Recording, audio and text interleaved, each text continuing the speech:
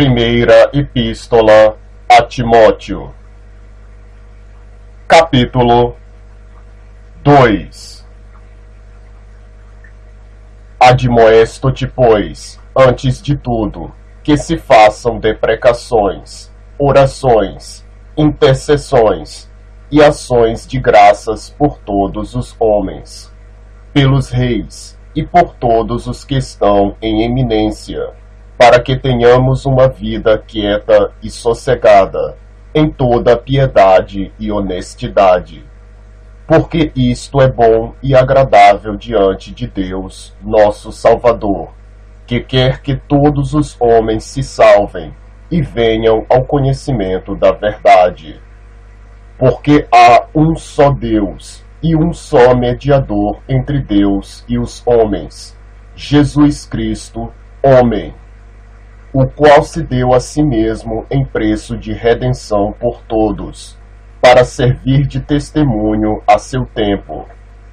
Para o que, digo a verdade em Cristo, não minto, fui constituído pregador e apóstolo e doutor dos gentios na fé e na verdade. Quero, pois, que os homens orem em todo lugar, levantando mãos santas, sem ira nem contenda.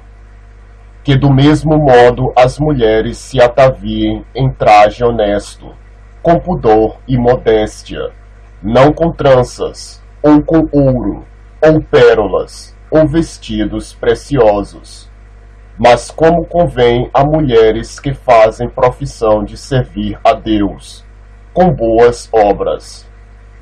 A mulher aprenda em silêncio, com toda sujeição. Não permito, porém, que a mulher ensine, nem use de autoridade sobre o marido, mas que esteja em silêncio. Porque primeiro foi formado Adão, depois Eva. E Adão não foi enganado, mas a mulher, sendo enganada, caiu em transgressão. Salvar-se-á, porém, dando à luz filhos, se permanecer com modéstia na fé, no amor e na santificação.